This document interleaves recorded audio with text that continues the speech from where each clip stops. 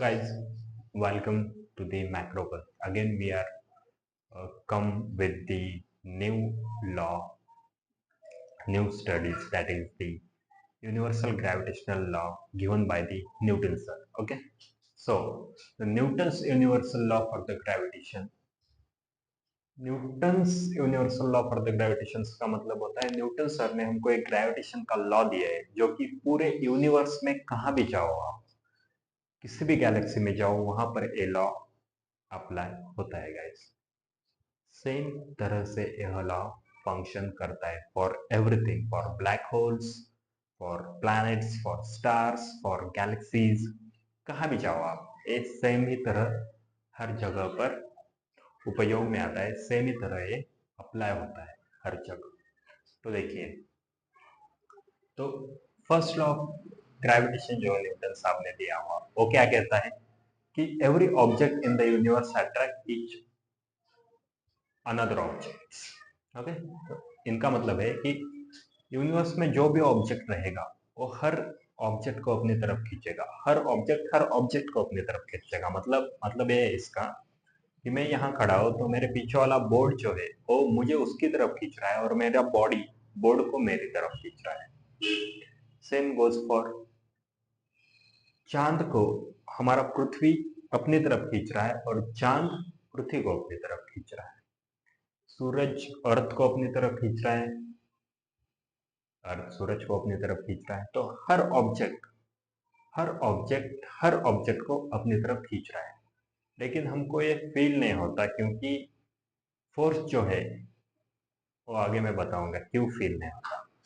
फिर उसके बाद उन्होंने क्या बोला कि the force between this object is directly proportional to product of masses of the two objects.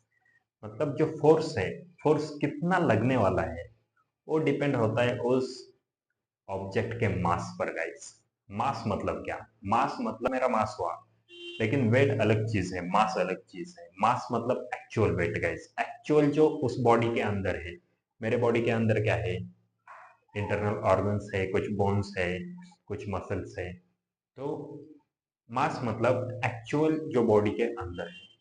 तो ये क्या बोलते हैं कि जो फोर्स रहता है वो प्रोडक्ट ऑफ द मासेस, मतलब दो ऑब्जेक्ट के जो मास है उसको मिलाकर उसको मिलाकर जितना भी बनता है टोटल वेट, उस पे फोर्स डायरेक्टली प्रोपोर्शनल होता है। मतलब क्या? इसका मतलब क्या? देखिए, इसका मतलब यही है कि हो सकता है यहाँ पर मैं खड़ा हूँ, बोर्ड मुझे उसकी तरफ खींच रहा है, बोर्ड को मेरा बॉडी मेरी तरफ खींच रहा है, लेकिन अर्थ जो है, अर्थ हमको उसकी तरफ खींच रही है और हम अर्थ को अपनी तरफ खींच रहे हैं। लेकिन हम सबका जो मास है, सबका मिलाकर भी हम अर्थ जितना मास नहीं तैयार कर सकते गाइस।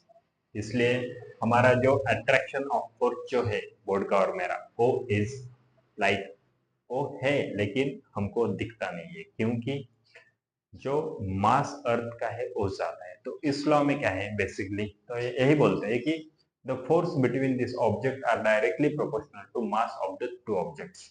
समझिए, हमारे पास एक ऑब्जेक्ट है जिसका कि m1 मास है, दूसरा ऑब्जेक्ट है जिसका कि m2 मास है। इन दोनों में जो डिस्टेंस है वो है r। तो इन दो ऑब्जेक्ट का जो फोर्स है इनके बिटवीन का, वो कैसे रहेगा? उसका फोर्स डायरेक्टली प्रोपोर्शनल तो रहेगा मास ऑफ द ऑब्जेक्ट। अगर इनका मास हम बढ़ाते हैं, दो ऑब्जेक्ट का मास अगर बढ़ाते हैं तो उसका फोर्स भी बढ़ जाएगा क्योंकि फोर्स डायरेक्टली प्रोपोर्शनल है। मास कम करेंगे तो फोर्स भी कम होगा क्योंकि ये डायरेक्टली प्रोपोर्शनल है। डायरेक्टली प्रोपोर्शनल मतलब क्या? आप जितना खाएंगे उतना आप बढ़ेंगे, मतलब खाना और आपका वेट डायरेक्टली प्रोपोर्शनल है। आप जितना कम खाएंगे उतना आप कम हो जाएंगे। वैसे ही मास अगर हम दो ऑब्जेक्ट का बढ़ाते हैं तो फोर्स बढ़ता है, मास कम करेंगे तो फोर्स कम होता है। और इनवर्सली प्रोपोर्शनल टू डिस्टेंस होता है। मतलब क्या? फोर्स बढ़ता है तो रेडियस कम होता है, रेडियस बढ़ता है तो फोर्स कम होता है।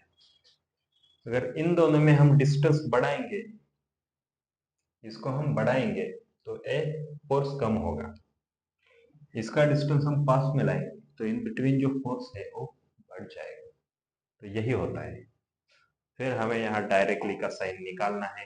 हम क्या करेंगे, इज इक्वल टू लगाएंगे और यहाँ एक कांस्टेंट लेंगे जो कि है यूनिवर्सल ग्रेविटेशनल कांस्टेंट जी।